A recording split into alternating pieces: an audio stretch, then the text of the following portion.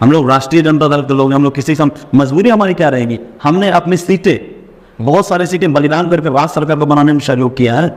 हमने ऐसे ऐसे सीटें बलिदान की हैं कि वो शायद विश्व का कोई नहीं ऐसा एक होता, अगर पार्टी जो है वो आरजेडी नहीं है जो अपनी सीटें बलिदान करके झारखंड सरकार को बनाने में अहम भूमिका निभाई है। If you ask about my opinion, अगर मेरा ओपिनियन पूछें तो Subhash Yadav has a means why discipline, why dedication. और पर्सनली मुझे तो वो व्यक्ति बहुत पसंद है। माननीय सुनील कुमार सांसद जी चतरा लोकसभा में सिर्फ पिकनिक मनाने आते हैं। अगर आप हमको फ़ोन कीजिएगा टेलीफोन के माध्यम से, फ़ोन रिस्पॉन्ड नहीं करते हैं।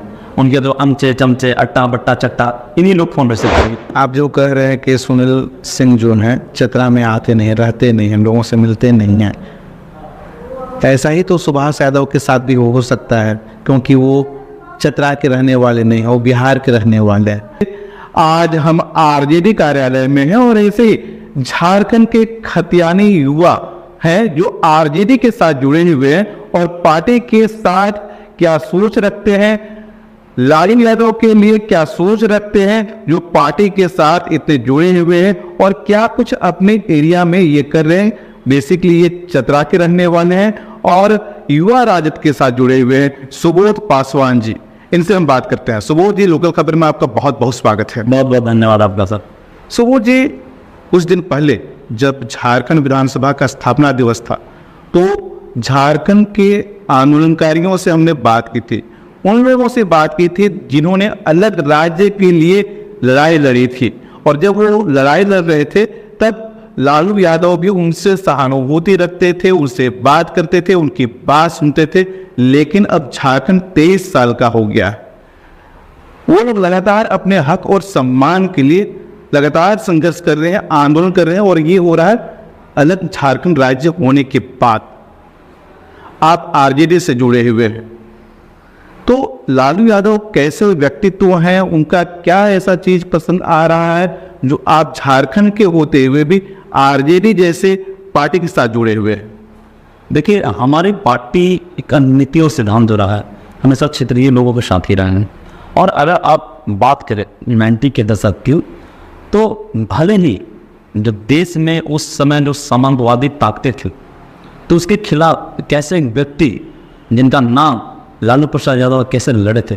कॉन्स्टिट्यूशन हमें तो बहुत पहले ही 1950 में मिल गया था, लेकिन जिस तरह से दलितों की आवाज़, पिछड़ों की आवाज़ और सिल्वर ट्राइब की आवाज़ बनकर जैसे लालू प्रसाद यादव उभरे, तो कहीं ना कहीं इसमें अपना व्यक्ति के लिए एक प्रेरणा स्रोत बन गए। मैं भी एक दलित युवक हूँ साहब, मैं भी एक दलित युवक हूँ और हमने भी उनकी जीवनी पढ़ा है और उनकी जो गाथा है, उनका जो संघर्ष रहा है। क्या थे लालू प्रसाद यादव जी? एक सामान्य परिवार से थे और सामान्य परिवार से चलते हुए राजनीति के सर्वोच्च शिखर पर पहुंचे। तो कहीं ना कहीं हमें, हमारे मन में भी अपेक्षा रहा कि ये व्यक्ति का जो सिद्धांत है काफ़ी अच्छा रहा और इनके मार्गदर्शन पर चलते हुए चाहे आज जैसा भी हम लोग ने एक छोटा सा ही मुकाम सही, लेकिन हम लोग का अच्छा मुकाम पाए और अपने क्षेत्र में हम लोग हमेशा लालू यादव के सिद्धांतों को मानते हुए लोगों को देखा है। हमारे फादर की बात करने, वो काफ़ी पहले से राष्ट्रीय अध्यक्ष के साथ जुड़े हुए रहते थे और उनकी बातें हमारे घरों में हुआ करते थे। उन्हीं को देख देख कर हमारे मन में भी इनके बारे में जब हमने पढ़ा, इनकी बातों को जब हमने जाना, तो लगा नहीं, आधुनिक भारत का अगर कोई गांधी है तो वो लालू प्रसाद यादव ही है। और मैं स्पष्ट रूप से बोल देना चाहता हूँ कि झारखंडी युवा होने के नाते मैं झारखंड के युवा से भी अनुरोध करूँगा कि जिस तरह से उन्होंने अधिकार दिलाया दलितों को, पिछड़ों को और आदिवासियों को, तो कहीं ना कहीं प्रेरणा स्रोत है। और उनके साथ जुड़कर और जो उनके युवा तेजस्वी यादव जी जिस तरह से कार्य कर रहे हैं बिहार में, तो कहीं ना कहीं मन आनंदित हो जाता है। अलग झारखंड राज्य हुए 23 साल हो गया है, यहाँ तो अभी तक ना स्थानीय नीति तय हो पाया है, ना नियोजन नीति तय हो पाया है। कहीं ना कहीं यहाँ के युवाओं पे ये मलाल रहा है, कहीं ना कहीं यहाँ के जो अलग झारखंड राज्य के लिए लड़ाई लड़े थे उनको तकलीफ होता है और कहते हैं कि इससे अच्छा पहले का शासन था, संयुक्त बिहार का शासन था, लालू यादव जी का शासन था। तो क्या लगता है कि यहाँ जो आरजेडी काम कर रही है उन्हीं के नीति सिद्धांतों पर काम कर रही है? बेशक मैं आपको बता देना चाहता हूँ कि बहुत सारे मुद्दे हैं जिस तो सोल्व करना में बाकी है। लेकिन जब से हमारी सरकार आई, राजद हो, कांग्रेस हो, जेएमएम हो, हर मुद्दे को तरीके के साथ में ना सोल्व करने का हम लोग कोशिश कर रहे हैं। चाहे आप देख लीजिए 1932 का मामला हो, इनकी सरकार में इसको अस्थायी किया।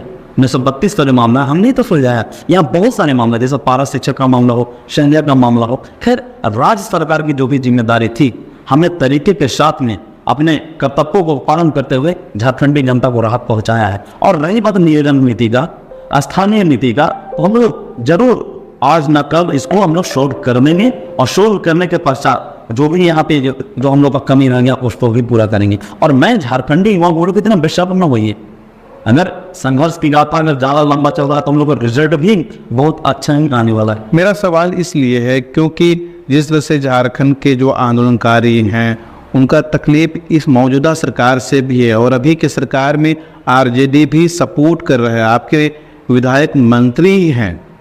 तो क्या जो लालू यादव जी का जो सिद्धांत है वो अप्लाई करने में सामर्थ्य है आरजेडी, या फिर कहीं ना कहीं मजबूरी दिखाई पड़ता है? नहीं, देखिए हम राष्ट्रीय जनता दल के लोग हैं साहब, हम लोग कभी किसी के सामने झुकते नहीं हैं। हम लोग राष्ट्रीय जनता दल के लोग हैं, हम लोग किसी के सामने, मजबूरी हमारी क्या रहेगी? हमने अपनी सीटें, बहुत सारी सीटें बलिदान करके राज्य सरकार को बनाने में सहयोग किया है। हमने ऐसे ऐसे सीटें बलिदान की हैं कि वो शायद विश्व का कोई नहीं ऐसा ही होता अगर पार्टी जो है वो आरजेडी नहीं है जो अपनी सीटें बलिदान करके झारखंड सरकार को बनाने में अहम भूमिका निभाई है। बलिदान या फिर समझौता? नहीं, समझौता क्योंकि हमने बलिदान किया है। हम चाहते थे कि हम मनवादी ताकतें जो है झारखंड में अपना पाँव न पसार सके, इसके लिए हमने बलिदान करके यहाँ के राज्य सरकार को बनाया है। तो क्या यही बलिदान आगे भी जारी रहेगा, क्योंकि लोकसभा चुनाव आने वाला है, विधानसभा चुनाव आने वाला है? इंडिया अलायंस हुआ है, अलायंस में सारे पार्टनर्स हैं, हम लोग भी मिल बैठ के तय करेंगे और ये सब जो निर्णय है ये राष्ट्रीय अध्यक्ष के राष्ट्रीय लेवल तक बात का है। मैं झारखंड में खास करके आप जो है यहाँ के लोगों को संतुष्ट नहीं कर पा रहे हैं, अभी भी 1932 खतियान के लिए, स्थानीय नीति के लिए, नियोजन नीति के लिए, सरना धर्म कोड के लिए मौजूदा सरकार को ही दोषी लोग मानते रहे हैं। और जब लालू यादव जी के पार्टी का सपोर्ट है तो ऐसा नहीं होना चाहिए। देखिए सरकार का जितना कार्यकाल है सुभाष जी, उस कार्यकाल में हम लोग बेहतर तरीके से कार्य किए। और जैसा कि आप जानते हैं कि 5 साल में 2 वर्ष हम लोग का कोरोना काल में ही बीत गया और 3 वर्ष में हम लोग ना रोजगार के मामला को बढ़ा रहे हैं। यहाँ के जितने भी सारे मामला हैं, चाहे पीढ़ी हो, चाहे स्थानीय नीति हो या फिर 1932 का मामला हो, शिक्षक समान का जो मामला हो या सहिया का मामला हो, हर वो कार्य राज्य सरकार बेहतर तरीके से कर रही है। आपको नहीं लगता है कि अगर एक विधायक है, एक से ज़्यादा होता तो ज़्यादा अच्छे तरीके से आप लोग सरकार में ताकत के साथ, पूरे शक्ति के साथ अपनी बात मनवा सकते थे? जनता जो चाहती है वो करवा सकते हैं। जनता के अनुरूप में लोग चल रहे हैं। हमारे एक ही विधायक हैं, लेकिन जो भी विधायक हैं बेलोड़ अच्छे तरीके से कार्य कर रहे हैं और राज्य सरकार में हमारी उपस्थिति हर समय दिखी जा सकती है। तो लोकसभा चुनाव और विधानसभा चुनाव इंडिया ईट बढ़ेगा या नहीं? इंडिया की गठबंधन है, इंडिया अलायंस के तहत ये बातें हैं। इंडिया अलायंस में जो हम लोग को राष्ट्रीय अध्यक्ष का जो निर्णय होगा हम लोग उसको पालन करेंगे। तो तैयारी कहाँ चल रही है आप लोगों की? तैयारी हमारे बहुत सारे सीटें पे चल रही है। 4 सीटों पे हम लोग का तैयारी, जहाँ राष्ट्रीय जनता दल काफी मजबूत है वहाँ पे हमारी चल रही है। और मैं मजबूत है, 4 सीटें हैं, 4 सीटें 14 में 4 सीटें, हमारी 4 सीटें बहुत मजबूत हैं लोकसभा चुनाव के लिए। और हम लोग उस पर काफ़ी बूथ स्तर से लेकर पंचायत स्तर हो या प्रखंड स्तर हो, जिला लेवल हो, राज्य स्तर हम लोग की तैयारी बहुत समग्र तरीके से चल रहा है। और हम लोग राष्ट्रीय जनता दल का पैर पूजाई का कार्यक्रम भी आदरणीय सुभाष यादव जी के नेतृत्व में एक कार्यक्रम भी स्टार्ट हुआ है। हम लोग उसको तरीके से बेहतर तरीके से कर। आप चतरा के हैं और सुभाष यादव का भी कहीं ना कहीं जो करीबी है वो चतरा विधानसभा, चतरा लोकसभा ही रहा है, उनका पहला प्राथमिकता चतरा ही होता है। तो क्या कुछ खास तैयारी चल रहा है वहाँ के लिए? देखिए, if you ask about my opinion, अगर मेरा ओपिनियन पूछें तो Subhash Yadav has a means wide discipline, wide dedication. और पर्सनली मुझे तो वो व्यक्ति बहुत पसंद है। और मैं कहीं ना कहीं आपसे मैं ये बता देना चाहता हूँ कि जो वहाँ के मौजूदा सांसद हैं सुनील कुमार सिंह जी, बस वो खाना पूर्ति दस्तावेज की है। और मैं बहुत वाज़ेह तरीके से मैं बताना चाहता हूँ कि अगर सुभाष प्रसाद यादव अगर वहाँ सांसद चुनकर आते तो वहाँ का जो डेमोग्राफी था, वहाँ का जो डेवलपमेंट था वो कुछ अलग रहता। If you ask about my opinion, he is a very good man, he has a vision, he is a wide decision, he can take the wide decision. और जैसे ही वो व्यक्ति चतरा के धरती पर कदम रखता है हम युवा हो या फिर यंग युवा हो गए या फिर और सारे राष्ट्रीय जनता दल करता है, हम लोग का ना क्या बोलते हैं, छाती जो है ना चौड़ा बन जाता है। उस व्यक्ति के अंदर ना एक ऐसा है कि इनके सामने ना कोई छोटा ना कोई बड़ा, सबको एक समान देखा हो। और जिस तरह से उनका जो विज़न है चतरा लोकसभा के लिए, हमें लगता है कि अगर सांसद के रूप में आते तो बेहतर कार्य और वो करते जरूर। और it's my personal opinion to you कि he will stand for Chatra Lok Sabha. मैं vote will go for Subhash Prasad Yadav. वो तो ठीक है, आप किसको चुनेंगे किसको नहीं चुनेंगे, आप आरजेडी के हैं तो निश्चित रूप से अपने ही नेता को चुनेंगे, लेकिन चतरा जैसा जो सीट है लोकसभा के लिए, वहाँ न कहीं बाहुबली जो होता है, जो ताकत होता है, वो ज़्यादा लोगों को प्रभावित कर पाता है किसी भी तरीके से। जिसकी लाठी उसकी भैंस, ये माना जाता है। नहीं, चतरा बहुत से पिछला लोकसभा चुनाव में ऐसा ही कुछ देखने को मिला था। चतरा एक गाँव कस्बों की एक ग्रामीण इलाकों को जहाँ मिलजुल कर हिंदू मुस्लिम सिख ईसाई सारे धर्म के लोग, सारे कस्बे के लोग, सारे समाज के लोग मिलकर रहते हैं, वहाँ कोई बाहुबली वाली चीज़ नहीं हो। मैं भी वहाँ चतरा के गुंडा इलाकों से मेरा घर है, मैंने तो आज तक नहीं देखा कि कोई वहाँ पे बाहुबली हो। और बाहुबली की जरूरत मतलब डेमोक्रेटिक में नहीं, क्यों लोकतंत्र में बाहुबली का क्या जरूरत है? यहाँ पे सब जनता के सेवक है, और जो जनता के सेवक सही तरीके से करता है। चुनाव के समय में तो गड़बड़ियाँ दिखी थी, अब शक्ति प्रदर्शन दिखा था। देखिए कुछ चीज़ें हैं कि लोग आवेश में कुछ कर चाहते हैं, तो उस पर हमें ध्यान नहीं देना चाहिए। वो चुनाव की बातें थी, चुनाव बीत चुका है, इसमें एक आचार संहिता, उसके लिए चुनाव आयोग है, वहाँ के प्रशासन वो अपने समग्र तरीके से कार्य करती है। लेकिन चतरा जो है, चतरा एक बहुत ही विशाल और अच्छा गांव वाले लोगों का जगह है, और हम लोग वहाँ पे रहते हैं, हम लोग का साथ पूरी वहाँ जन्म लिए बनी, हम लोगों को आज तक ऐसा कुछ नहीं देखा। और हम मिस करेंगे कि जो भी वहाँ पे सांसद के रूप में चुन कर आए।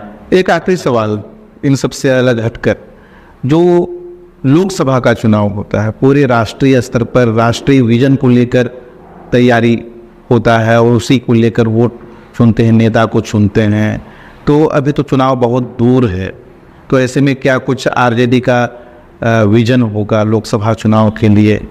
हाँ, हम लोग राष्ट्रीय जनता दल लोकसभा चतरा में चतरा लोकसभा काफ़ी मजबूती के साथ रखी है और काफ़ी उभरी भी है। और हमें स्पष्ट मैं बोल देना चाहता हूँ कि राष्ट्रीय अध्यक्ष को भी हम लोग सूचित करना चाहते हैं इस इंटरव्यू के माध्यम से। राज्य के लिए आला अधिकारी को जो आरजेडी से जुड़े रहते हैं, इनको भी हम लोग सूचित करा दें कि चतरा लोकसभा हम लोग को सीट मिले, जिसमें हम लोग अच्छे तरीके से कार्य कर सके। और लोकसभा की जहाँ की बात है तो चतरा एक विशाल पैमाने वाला जगह है, वहाँ काफ़ी पिंड जैसे वहाँ पे CCL हो, NTPC हो, कोई ना तो बहुत बड़ा भंडार है। लेकिन जब से यह मौजूदा सांसद सुनील कुमार सिंह आए हैं, वहाँ पे ना हम लोग का कोई रोजगार की बात हो रही है, बस वहाँ धर्म की बातें चलती हैं। और हमारा जो चतरा का जो डेमोग्राफी है, कहीं ना कहीं चतरा लोकसभा की जो डेमोग्राफी है सुनील कुमार सिंह का आने से मैं सुनील कुमार सिंह से सिंपल सा क्वेश्चन मैं आपके चैनल के माध्यम से करना चाहता हूँ और चैलेंज नहीं करना चाहता हूँ कि बीते 10 वर्ष वो चतरा में आए हुए हो गए, 10 वर्षों के लिए क्या किया। अगेन अगर वो फिर से यहाँ पे आता तो मैं उनसे पूछना चाहता हूँ कि if you develop there in Chatra Lok Sabha then we will work you, but where is the how many road you just constructed there, how many bridges you constructed there, how many houses you constructed there, क्या क्या आपने construct किया वो आप हमको ब्यौरा दीजिए। दूसरी बात, माननीय सुनील कुमार सांसद जी चतरा लोकसभा में सिर्फ पिकनिक मनाने आते हैं। अगर आप हमको फ़ोन कीजिएगा टेलीफोन के माध्यम से, फ़ोन रिस्पॉन्ड नहीं करते हैं, उनके जो अमचे चमचे अट्टा बट्टा चट्टा इन्हीं लोग फ़ोन रिसीव करेंगे। तो अब चतरा का जो चतरा का लोकसभा जो जिनको हमने सांसद के रूप में चुन कर भेजा, वो ध्यान नहीं देते हैं चतरा पर, और वो आते हैं पिकनिक के रूप में मनाते हैं और वहाँ से चले जाते हैं। आज देखिए मेरा चतरा का जो युवा है हरियाणा जाता है, पंजाब जाता है, MP जाकर कमाने के लिए, मेरा चतरा में क्या कमी नहीं है। आप जो कह रहे हैं कि सुनील सिंह जो हैं चतरा में आते नहीं, रहते नहीं हैं, लोगों से मिलते नहीं हैं, ऐसा ही तो सुभाष यादव के साथ भी हो सकता है, क्योंकि वो चतरा के रहने वाले नहीं हैं, वो बिहार के रहने वाले हैं, तो लोग उनको क्यों चुने? वो भी जैसे सुनील सिंह वैसे उनके साथ भी हो सकता है। सुभाष प्रसाद यादव जी को मैं सूचना करना चाहता हूँ कि चतरा के लोगों को दिल में बसा लिया है, और उनका आवाज़ भी पोस्ट ऑफिस के पास है। और अभी भी अगर आप जाकर देखिए तो सुभाष प्रसाद यादव वहीं पे भी नया कार्यकर्ता सपने होते हैं। और रही बात तो कोई कंपेरिजन ही नहीं है सुनील कुमार सिंह और सुभाष प्रसाद यादव को। सुभाष प्रसाद यादव इज 100 और सुनील कुमार सिंह इज 0। सुभाष प्रसाद यादव जी जो है उनका एक विजन है चतरा लोकसभा के लिए, सुभाष प्रसाद यादव जी जो हैं एक उसमें काम करने की क्षमता को दिखता है। और मैं ये नहीं बोलता हूँ कि चतरा लोकसभा में पूरा झारखंड में बिना अगर किसी नेता में दिखता है तो हमारे माननीय आदरणीय सुभाष प्रसाद यादव। और मैं आपको स्पष्ट इस चैनल के माध्यम से बता देना चाहता हूँ कि चतरा की जनता सिर्फ एक आवाज़ पहचानती है, वो है माननीय सुभाष प्रसाद यादव। और भारत की जनता भी एक आवाज़ पहचानती है, माननीय राष्ट्रीय अध्यक्ष लालू प्रसाद यादव।